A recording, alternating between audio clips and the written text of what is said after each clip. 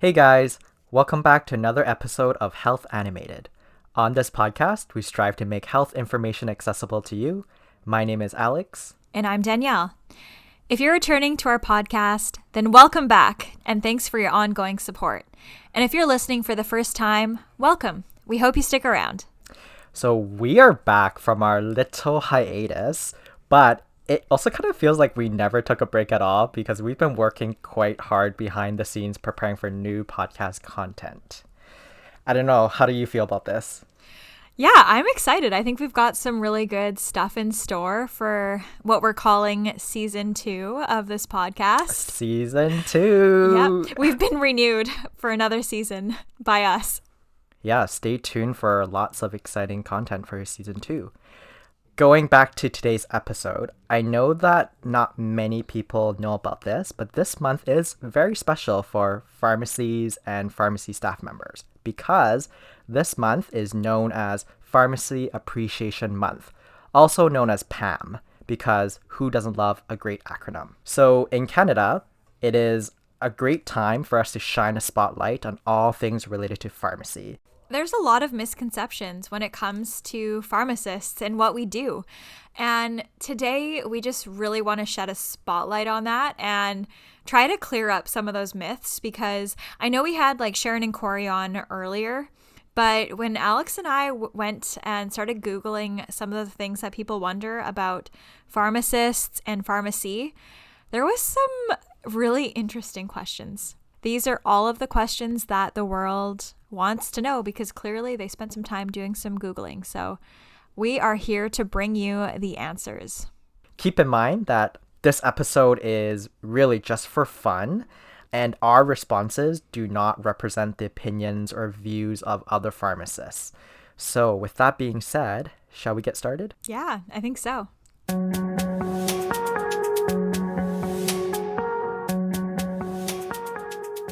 Okay, our first question is, how do pharmacists help patients? Ooh, that's a nice way to ease into it. You're welcome. Yeah, thank you. So I think it's safe to say, Alex, that we help patients in ways that sometimes they don't even know about or can't imagine is even possible. I know that makes us sound like these behind the scenes superheroes, but I would say in some respects, your pharmacist is a little behind the scenes superhero, helping to make sure that your medications are necessary, effective, safe, and that you can actually take them. So we look at all of these things when you're filling a prescription, whether that's in a community or in a hospital setting. So just to kind of look at things a little bit deeper, necessary is pretty self-explanatory. Is the drug needed or is it not? But from an effectiveness standpoint, there's just so many different things that we look at from an effectiveness standpoint. So we look at, is the drug effective for the condition? How effective is it? What are the other alternatives that are effective for this condition? And is there going to be anything that could interact to decrease the efficacy of this medication? And then we look at safety. So is this medication safe for you? It's pretty self-explanatory. So, what are the side effects of this medication? What are your medical conditions that could affect how this medication works for you? Is it still safe to take with those other medical conditions that you have? Is it going to interact with any of the medications that you're taking, with any of the herbal supplements that you're taking, or with any of the over-the-counter medications that you're taking? And then we also look at, is it safe in certain conditions like pregnancy or breastfeeding? What about if you have, reduced kidney function or liver function? We look at all of that. And then can you actually take it? So can you adhere to it? And this is kind of where practicality really comes into play. So some questions are, can you afford it? And that's really important, right? Because if it's too expensive or the clinical team hasn't applied for the appropriate authorizations, it might cost a lot of money. And that's a huge barrier for people, right? Is it too many times a day that you have to take this medication? Is it too hard to remember? Like there's just so many factors that kind of come into play with, can you actually take take the medication. So it's a very practical thing. So I think something that kind of stuck with me when I was in residency was one of our preceptors used to say, logistics is everything. And it truly is. Like, you can have the best laid plans, but at the end of the day, we need to make sure that we have a sound way of executing everything. So yeah, I think those are some of the things that are going on behind the scenes when we're, I guess, working you up, so to speak. Yeah, that was a really good explanation. And it kind of goes to show like all these like questions that come into our heads. We're essentially trying to protect you. The way I look at it is that we are the last line of defense before the medication gets into your hand. By having this like systematic approach to assessing the drug therapy, it really allows us to create this, faux proof, so to speak, approach in preparing medications for you. And ultimately, how we help you is by ensuring that the medication you're receiving is tailored specifically for you. In addition to making sure you get the right drug, within like a community pharmacy setting, there's also other services your pharmacist can provide for you. So just to name a few things. Here in British Columbia. Yeah, that's a good point. So it really also just depends on where you live. Like, things vary by province within Canada, and looking at more on a global stage, I'm sure what a pharmacist can do can be quite different depending on where you're from. I know like in some countries, pharmacists are viewed more as like someone who compounds medications, prepare medications, so more like doing the like almost like acting like a chemist, like preparing medications and having a lot of knowledge around that. And then in other countries such as Canada, I think our role was more focused around interfacing with patients, providing advice to them, also advising on drug therapies with prescribers and things like that. Anyways, I feel like I'm losing my point. But what I was trying to say is, in terms of like other possible services that a pharmacist could provide to you, would include things such as giving you a vaccine, so providing you with an injection. Obviously, something that's very important in today's pandemic, where we now have the COVID-19 vaccines, and so pharmacists continue to play a really big role in ensuring the public health and safety. We could also provide emergency supplies, which is essentially like, say, if you're on a medication long term, let's just say birth control pills, for example. If you run out of your prescription, your pharmacist may be able to provide you with a short supply to tie you over, to ensure that you are able to continually take your medication and give you time to see the doctor for a new prescription. So we have a bit of flexibility and latitude when it comes to ensuring that you are able to continue on with your drug therapy. Yeah, so we're pretty cool. Just joking. Yeah, hey, I think so. You're so modest, Alex. I like to think I'm humble, but my partner would argue something else. Just kidding. Yeah, I think, I guess one other thing that I kind of would just like to point out when it comes to how we keep you safe, when it comes to assessing a prescription, the more information that you can give your pharmacist, the better. Because when you get that prescription filled from your doctor and you're handing it over to your pharmacist, if you don't have a relationship with that pharmacist, if you're getting it filled somewhere that you've never been before, they don't really know a lot about you or about your medical conditions, about your medical history.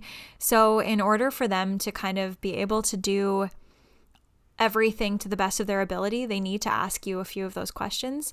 And so don't feel kind of uncomfortable if they're saying, oh, hey, like, do you have any allergies? Do you have any medical conditions? Because those are all important parts about them doing their job. So yeah, I think it makes the job of a community pharmacist a lot easier if you can provide that information to them. Yeah, I couldn't agree more. It's really, I think it's an equal partnership between the pharmacist and the patient. So, and it all starts with a trusting relationship. Like, we can actually do a lot for you, and sometimes all it takes is asking and sharing the necessary information. Absolutely. Okay, I think we crushed that question. Actually, one more thing. As you guys might know by now, I work in a hospital setting, and Alex worked in a community setting previously. I still do, just once a month. Yeah. So during my community rotations, another thing that people didn't really fully realize sometimes is that pharmacists can also provide advice for the over-the-counter medications.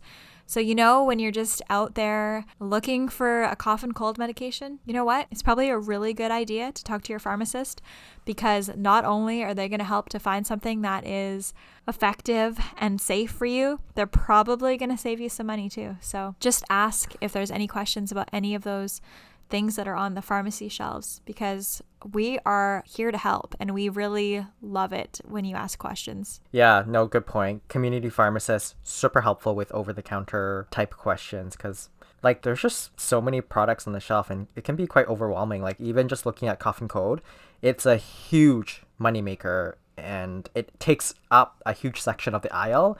And I feel bad because part of it just creates a lot of confusion. Like how many different variations of a cough and cold product can there be? So it's just nice to have a pharmacist kind of walk you through the ingredients and make sure that the ingredients in the bottle are necessary for the symptoms, for your symptoms. Yeah, talk to your pharmacist. Okay, so Alex, we digress a little bit. Yeah, a lot. Yeah, I want to take us to the next question, which is, how do pharmacists make pills? Okay, I'm gonna take a stab at this question. I think the direction I'm gonna take is I want to take you folks through a little bit of pharmacy history and mythology. So the practice of pharmacy is actually quite ancient. And believe it or not, the practice of pharmacy is actually considered both as a science and art from like a history and mythology perspective. So for example, if you think of like the really olden days, ancient days, if you have a person that like finds a really cool plant and like extracts the juices of the plant and apply it to say like an open wound on another human, that is the art of pharmacy being practiced in a very natural sense. And in Greek mythology, there was a god of healing art called Asclepius who had delegated the responsibility of compounding his remedies to Hijia. As the Greek goddess of health and hygiene, she was basically his pharmacist or apothecary. So taking that Greek mythology, you may also recognize something called the Bowl of Hijia, which is a really famous symbol in the pharmacy world. Basically, it's like a cup or chalice with a snake twined around its stem. And now I'm going to take you to ancient Egypt. So in ancient Egypt, the priests were actually divided into two classes. So you had those that visited the sick and the very ill, and then you also had those that remained in the temple, and their main responsibility was preparing remedies for those patients, also known as pharmacists. And now let's fast forward to around the time of World War II, which really saw the rise of the pharmaceutical industry. So I know some of you may see it as like the big pharma, where essentially they started to play a really big role in discovering and developing new and effective drug treatments. So naturally, what that means is the role of making remedies and medicine, such as pills, lotions, tablets, etc., really started to diminish. And now, fast forward to present day, the nice thing is that most of the drugs are actually commercially available. So they're really being produced and discovered by these drug companies, which is really great because it really offers a high level of standardization for these products. And what that means is the pharmacist has freed up time, not being in the back making medications, and it really allows the pharmacist to continue to support the well-being of patients. So by providing advice and information, by making sure that the drug is effective and safe for the individual, and providing advice to prescribers and other healthcare providers. So that was a really long-winded answer to the question of how do pharmacists make pills.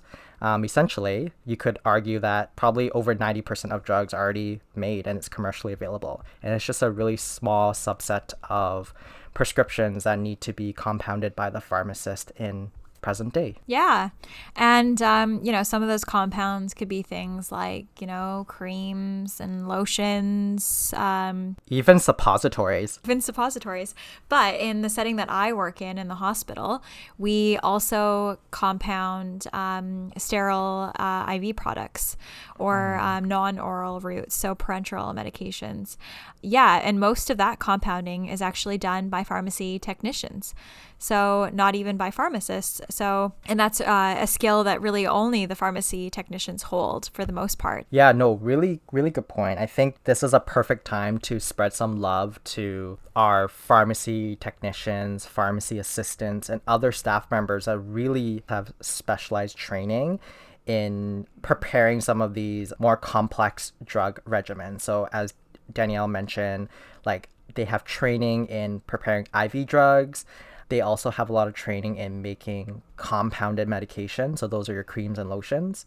Yeah, I feel like even back when we were in school, we got a very high level overview of these types of drug products. And IV drugs wasn't even in our curriculum. So we really do owe it to these pharmacy technicians and assistants to help us with these more complicated drug regimens. So shout out to them. Totally. And just because I know some people don't actually know what IV drugs are. So there's actually some drugs that go directly into the bloodstream. So oftentimes when when you've watched Grey's Anatomy, you'll probably see that there's certain drugs that they're just injecting right into the veins. So yeah, those are, or they're hanging in an IV bag from a pole, infusing via a smart pump. So yeah, we do all of that in the hospital. Next question. Okay. Next question is, how do pharmacists count pills? Okay. So how do pharmacists count pills? Well, okay, so this question, it really dispense quantity. It is very, very, very important, definitely. But that's not all we do. That's not all pharmacists do. That's not all pharmacy technicians do. That's not all pharmacy assistants do. Before you go any further, I just need to get this off my chest. How many times have we watched the news and it's like a segment on like medication or pharmacy or whatnot? And guess what? The camera always focuses on counting pills. Someone counting the pills. So I mean, I don't blame people for it, because honestly, that's how we're constantly being perceived, and that's how the media perceives us. So, but anyways, That's just a little pet peeve of mine. Yeah, we don't only count pills. Show us talking to patients. Yeah, we do. We talk to patients. But I remember when I was a student working in community, one of the patients asked, like, oh, you're a student, like, how long do you go to school for? I was like, at the time there wasn't the PharmD program, right? So we graduated with the BSc Pharm. So at the time I said, oh, it's 4 years of pharmacy plus a year of undergrad science is mandatory, so 5 years total. And she goes, 5 years to put pills in a bottle? Then I had to kind of provide some education and say, that's not all we do. So yes, okay, so you guys, it's not all we do. So just to kind of answer the question from Google, how do pharmacists count pills? Well, we count pills by fives in that counting tray because it's easy to eyeball, and it's really easy when you get into the flow. So for the most part, your dispense quantities are going to be pretty divisible by 5.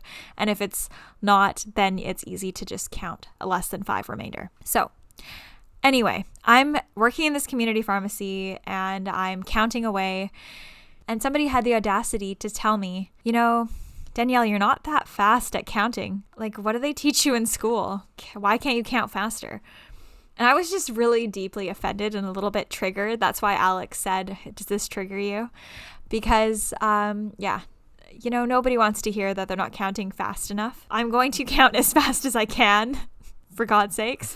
But anyway, so, and you know what? There's some pharmacists out there that have been using automated processes to count things for years.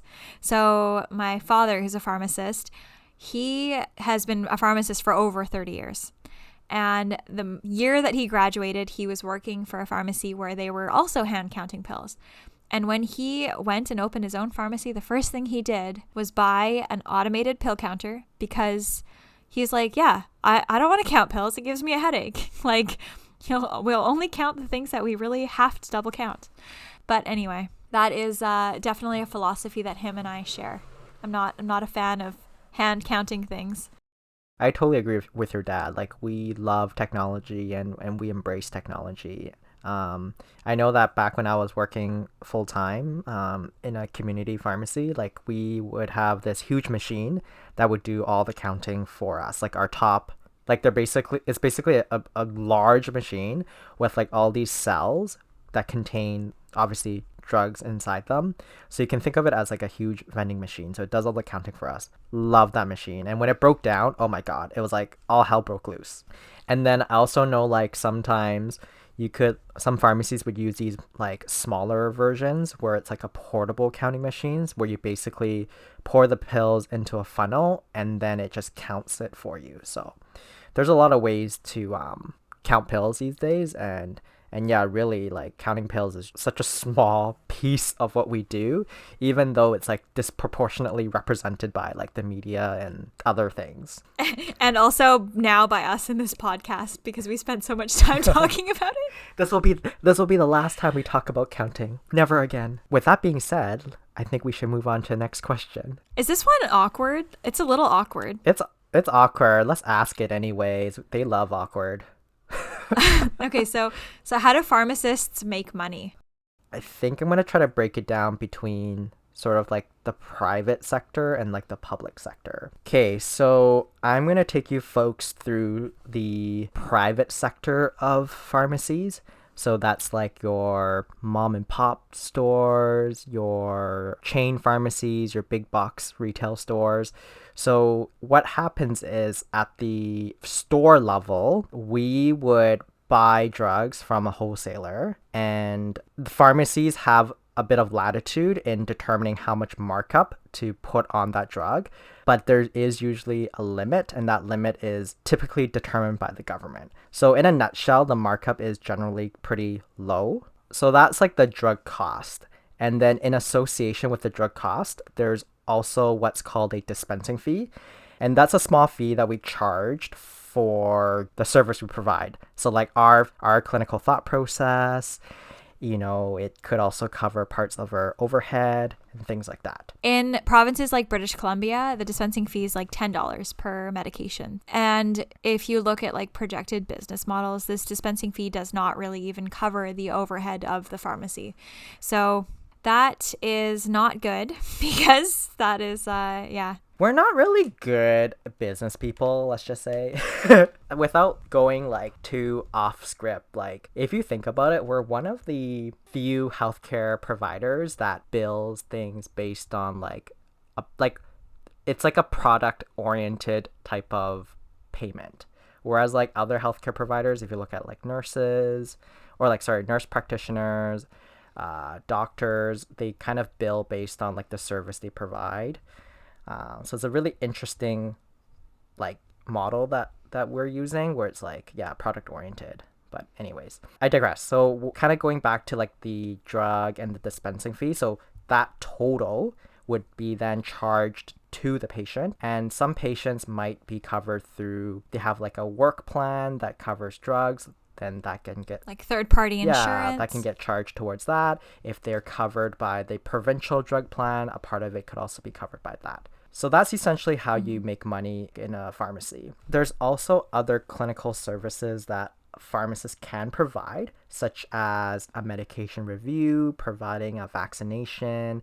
So after we provide those services, we can then bill that towards the government, and then they'll pay us for providing that service to the patient. And those services are really important, like the medication review in particular, like, having a pharmacist take the time to sit down with you and go through each and every one of your medications and see, is this necessary? Is it effective? Is it safe? Can you take it? Like, there is real value in that. And that is where a lot of, issues can be kind of caught and corrected, and where we can liaise with your other healthcare providers to kind of optimize your care. So it's definitely a service that I think is probably underutilized by both like the pharmacists and the public.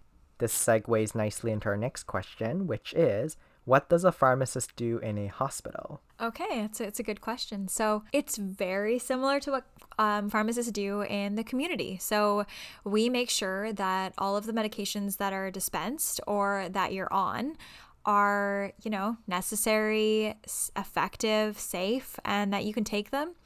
And we also make sure that you get your medications in a timely manner. And in a hospital setting, like this timeliness is really, really critical because you could be a patient that is in a critical care area. So where time is of the essence and these therapies are life-saving. So there's a lot of emphasis on efficiencies and how to improve efficiencies from a hospital perspective. So we really do look at that when we're dispensing medications. And as we kind of touched on earlier, like in those kind of critical care settings, we make a lot of intravenous medications or non-oral medications, so parenteral medications. For our patients, because either they can't take oral medications or they're critically ill and require the therapy to get absorbed directly into the bloodstream and get to its site of action quicker than what would happen if you're taking it by mouth. And in a hospital setting, pharmacists can also work directly in the patient care wards. So these are clinical pharmacists who could be assigned a specific ward or caseload of patients, and they are reviewing the therapies of the patients and helping to optimize their medications. So making sure that they're necessary, effective, safe, and that they can take them. So they'll have a list of patients every morning that they need to look after, and they'll see, Mr. So-and-so is admitted and they have got reduced kidney function. I better go and adjust their medications to make sure that it's not going to be too high of a dose for them. Or, we have this antibiotic that somebody started on. I need to make sure that we do drug levels on this and adjust the doses based on that. So those are some of the services that clinical pharmacists provide, and they also will just find a host of things that could be improved upon in your therapy. So, I think we can optimize this because this patient's medical condition could be improved, or this medication, there's new evidence for a better one.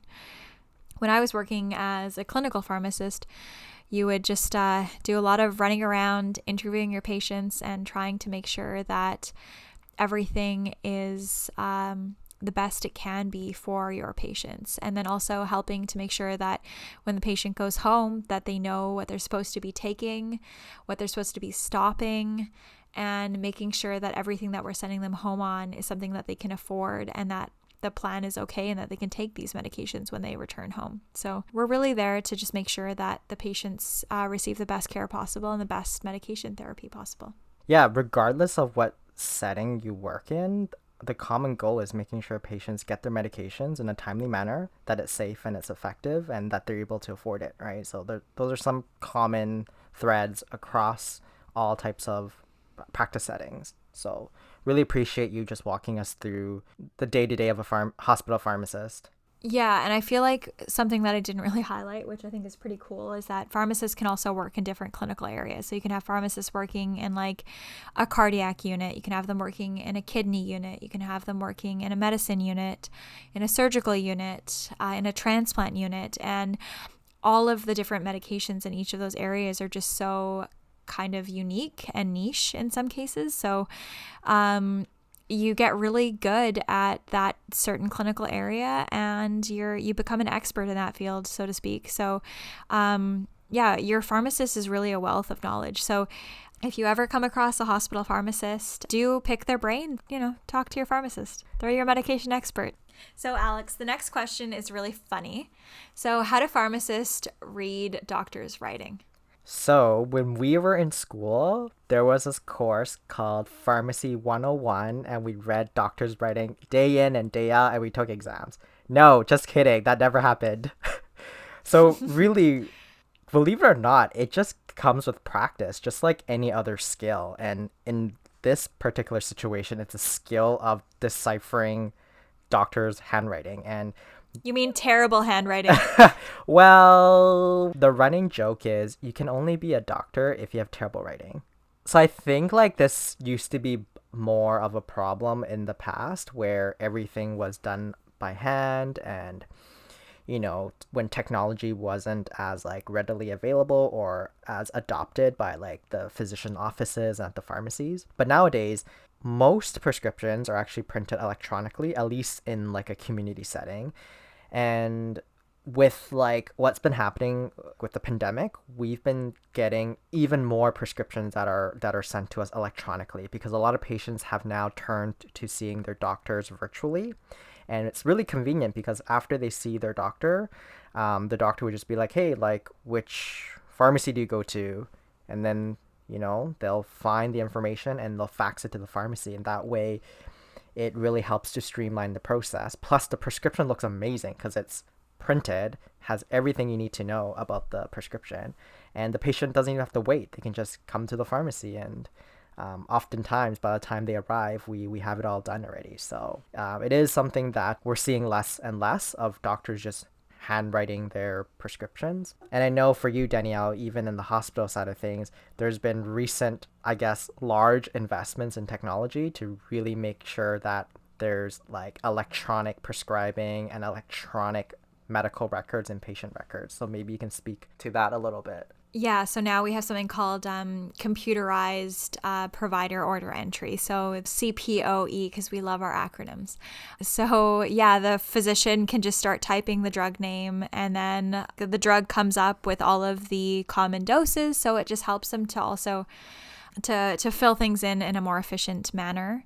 And also it provides some clinical decision support tools as well, which is really cool. But, sometimes we still get handwritten orders, and if we don't know, we call them, and then we just keep calling them, and then eventually if they know that you're just going to keep calling, then they just write neater in some cases. In other cases, you just keep calling them. It's usually the latter. You just keep calling them. Yeah. I don't think it would be appropriate for me to be like, hey doctor, you need to write better. I can't read your writing. It's hard to change your style of writing, right? It's who you are. It's your identity. Okay. Yeah. Thank God for electronic order entry now. So the next question, Alex, is why do pharmacists take so long? So I think why this question came up on Google is I think that there probably is I think the public might not have a very intimate understanding or detailed understanding of what pharmacists do day to day behind the counter, because I can speak for myself. Like, I don't think we're a very glorified healthcare provider. Like, we aren't performing life-saving surgery. We aren't like dealing with trauma or crazy scenarios that you would see on Grey's Anatomy. So the things we do are very they happen inside our brain. So because of that, the perception is we're not really doing much. But in reality, we are constantly thinking and making sure that the drug you're getting is safe and effective. And based on everything we talked about in this episode already, I hope you have an appreciation or gained a new understanding of all the things we do for patients with respect to their medication therapy. And then on top of that, now let's multiply that patient interaction by 100 times or 200 times, because back when I worked at a pharmacy, we were typically filling hundreds and hundreds of prescriptions every single day. So we're not just dealing with one prescription, but we're also dealing with all the other patients that we're helping. And on top of that, we're busy answering the phone, going up and down the aisles to talk to patients about their, to make recommendations on over-the-counter products. We're also busy giving vaccines, providing additional clinical services like the medication reviews. So there's a lot of things that we're doing, and that's why when we tell you your prescription might take half an hour or whatever amount of time we quote, it's really to create a buffer so we're allowed to take care of your health, and while also ensuring that all the other functions in the pharmacy are running smoothly and efficiently. So that's why we quote you those wait times. Yeah. I think that's a good point. Don't just sit around and say, yeah, go, it's going to take 30 minutes. Let's go have a coffee, Alex. It's a lot that is not seen. So, yeah. Believe it or not, our next question is, why do pharmacists hate their job? Do you want to go first, or do you want me to go first? Okay, yeah. I was going to say we don't hate our jobs. Don't speak for me. I'm just joking. Okay, well, I don't hate my job. I personally love my job. Oh, I don't know how to answer this question, but so what I will say is, so I think what's really important is, to me, I identify sort of two reasons why pharmacists might not like their job. So number one is workload, and I think workload is something that it's not to say like, oh, pharmacists have like the most workload out of all occupations. Like I have no idea what other professions go through, what they experience, but I'm sure like workload is like probably a common complaint across the board, like just even beyond our profession. So yeah, that can really make someone not like their job if it's like super busy all the time. And I'm sure you can appreciate that from like a distribution side as well, when you have to fulfill all these hospital orders. Sometimes it's super time sensitive because a patient needs it, they're acutely ill, and so there's a lot of pressure to make sure that the order is done quickly yet accurately. So it's a really important balance that you have to maintain. The other factor that I think can lead to job dissatisfaction is just when you have really terrible experiences with like patients or clients. And let me preface by saying like I honestly feel like 99% of the time where you have difficulty is because the patient is sick. Like I I can understand why some people like would want to vent or complain, but the reality is like patients don't want to come to the pharmacy. Like people don't just wake up one day and just be like, I want to go to my pharmacy and see the pharmacist, right? No, nobody wants to go to the pharmacy if they don't have to. So we have to understand that people are ill, they're not at their best. That can affect their mood and their emotions as well. So I always try to be as understanding as possible and just recognize that, hey, they're having a really difficult time. What can I do to make their life a little bit easier? Because I can guarantee you most of the people that walk into my pharmacy have way more stresses in life compared to me, so I need to be more understanding towards them. So I personally like enjoy being a pharmacist, and I really do enjoy helping people. The things that I particularly dislike is dealing with like the stupid administrative stuff, like dealing with insurance company. Oh my god, I hate doing that. Like that's like the worst part of the job. If I could give drugs for free to everybody, I would. But that's not the reality. So really to have like longevity in your job and be happy as a pharmacist, you really have to love helping people. And for me, I really enjoy like solving problems and finding solutions for people. So it just makes me so happy to turn a really difficult situation into something positive and seeing your client be happy, or at least feeling a little bit better from when they first came in originally. Yeah, that's a good point. Yeah, so we don't hate our jobs. We love our jobs. Some people might not always have an easy day, but I think there's definitely a distinction between those two things. Yeah. Because, you know, sometimes my days are hard, but I wouldn't trade my job in for anything. Like, I love being a pharmacist. Then that's why we're doing this podcast as well, because we genuinely enjoy what we do. Yeah. And I hope that it comes across in an interesting way, because I feel like I would love it if other people were like, wow, that's such a cool job. And then maybe you guys one day, our whole viewership could write to Shonda Rhimes and get her to write us into one of her amazing series. Yeah, and tell her to have more scenes than just us counting pills. Solve a really cool clinical problem when it comes to drug therapy, like House. Because honestly, I think that there's definitely, my clinical colleagues definitely do that on a regular basis.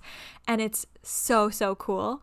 But I think the problem is that I think it would just take a lot of explanation. And like, I think it's not as visual. You can't really show a drug doing its thing inside the body like you can, like, you know, surgery. We go back to surgery all the time because it's the most visible thing. Because, you know, Grey's Anatomy is all about those surgeons. Okay, anyway, we digress. You know, we're not going to go into Hollywood anytime soon, but we can answer the next question. I will let you take it away, Alex. So where do pharmacists get their drugs? So it might be easy to assume that we just buy our drugs directly from our drug companies like Pfizer, Merck, and the likes. But there's actually like a middle person called the drug distributors or the wholesalers who buys the drugs in bulk from these drug companies. And then the individual pharmacies would order from these distributors. So it's kind of like, you know, nowadays it's like doing an online order. So everything's computerized. So you just enter all the things you need. And then typically the drugs would arrive the next business day. And if you're a really high volume pharmacy, you might even get deliveries twice a day. So yeah, that's how we get our drugs. Yeah, pretty cool. Yeah, the drug distributors were probably like Amazon Prime before Amazon Prime was a thing. Like they were always doing like twice daily deliveries.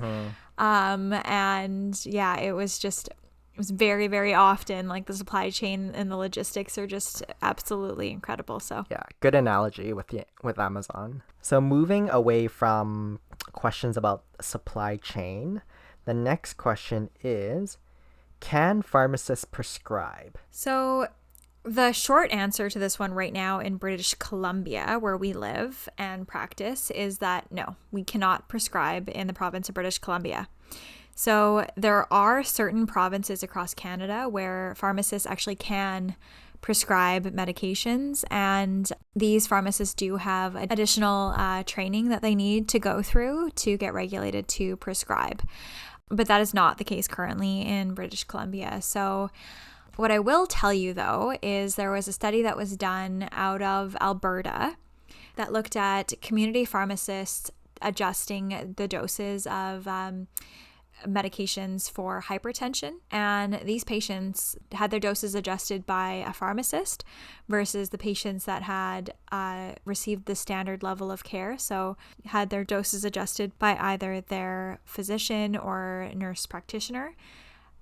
Did not have as good outcomes as those that were adjusted by the pharmacist. This trend was also seen as well with diabetes medications and cholesterol medications. So I think that there is certainly utility in allowing pharmacists to prescribe medications because at the end of the day, it is all we went to school to do, right? Like we went to school to learn about drugs. So who knows drugs better than any other profession? Your pharmacist. I think that it's interesting because I have so many friends that have kind of told me like, you know, when we talk about different like medication related issues, they're like, wow, like I didn't know that you guys knew that, or that's so cool. That's so interesting. Like, wow, you know so much about this. And it's like, well, yeah, like that's all I went to school for. Like, this is what we do. We know drugs. So I digress. And I don't know. I just feel like this one has been, also pharmacist prescribing has been one of those things that has been kind of like on the table for just decades and gets like no Doesn't go anywhere. traction. And I think like how do you push something along that nobody knows they need because you didn't really do a good job of like showing and demonstrating? I don't know. Okay, next question. I'm going to ask you this question, Alex. Will robots replace pharmacists? Are we going the short version or the long version? Let's go the short version. I think the bottom line is there's always going to be a clinical need for pharmacists. So that therapeutic thought process, I don't think you can ever fully replace it by a robot. Like, sure, like Yeah. there's now things like machine learning and AI, and there's a lot of cool applications of these technologies, but at the end of the day I think you need like a human at the end somewhere in the process to really make those clinical decisions, especially when it's not so black and white, like the nuances. Because honestly, medicine is a gray area. It's never black or white. Like we're always being thrown into situations where it's like, well, I don't know, like we've never, like there's no textbook answer for this. But what we do know is we walk through the process. We weigh the pros and cons of each decision. And based on all of that and based on our thought process, we then make a decision that is most appropriate for the patient, that's tailored. So that's where I think as pharmacists, where we truly bring value to a team. Yeah. And no, I totally agree with you. And I don't think that there is like any kind of computer that would be as sophisticated as the human brain in this respect. And I think it would be asking like, can machines and robots take the place of doctors? And I think that the answer is no for both of those questions. Like there's too much to know. And like you said, everything is gray. I totally agree with that. And there's so much to take into account and consideration. But I think technology can definitely help us. Oh, and 100%. I embrace all of that because I think that, we shouldn't have to memorize more than we need to because we should be focusing on those critical thinking and appraisal skills. I agree. So, I agree. yeah, I look forward to the robots helping us in the future. Maybe it'll be like WALL-E without the sad, depressing ending.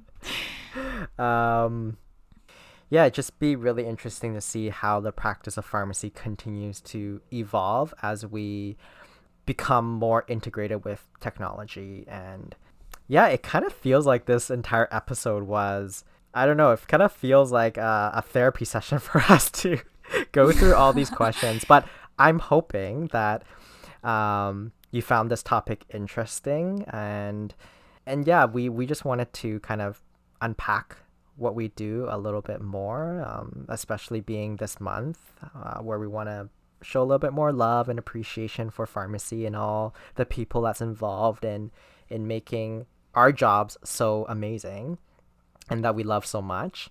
And one thing to also mention is like the things we share is really just from, you know, myself, community focused. You know, Danielle is hospital focused, but there's also other like non-traditional career paths that a pharmacist can take. So such as academia, research, industry, government, regulation, policy, and even like health technology. So don't feel like this is like representative of like all the jobs that are available to a pharmacist. So yeah, and if you're interested in learning more about it, like let us know. We love to kind of talk more about pharmacy. So we'll leave it up to you to let us know what you're interested in. Yeah. In the meantime, we hope that you enjoyed this episode. You know, it's always interesting to see what is the most Googled question about your profession. It'd be interesting if you guys all check to see what people Googled about your profession and let us know if anything surprised you that came up. Yeah, anyway, and it would be even cooler if the next time you listen to us, if you could give us a follow, or, you know, slide into our DMs and tell us what you think, because yeah, we're open to hearing your thoughts and we want to see what we can do to make it more entertaining for you. Yeah. And one last thing, if you are a pharmacist, pharmacy technician, pharmacy assistant, or somehow associated with the pharmacy team, maybe you deliver drugs to the pharmacy, I really want to wish you, or we want to wish you, a happy Pharmacy Appreciation Month. And I would also encourage you next time if you're in the pharmacy to say a little thank you to your pharmacist or pharmacy team member for them providing a service to you. So that will be your challenge if next time you go to a pharmacy. Hopefully it's in March because that is Pharmacy Appreciation Month. And if it's not, still thank your pharmacist. If you want to. Okay, we need to end stronger. Anyhow, so once again, thank you for tuning in to today's episode. If you want to learn more about us, you can check our website, which is healthanimated.com, and you can find us on various social media platforms. Just type at Health Animated. Thank you guys so much, and bye for now.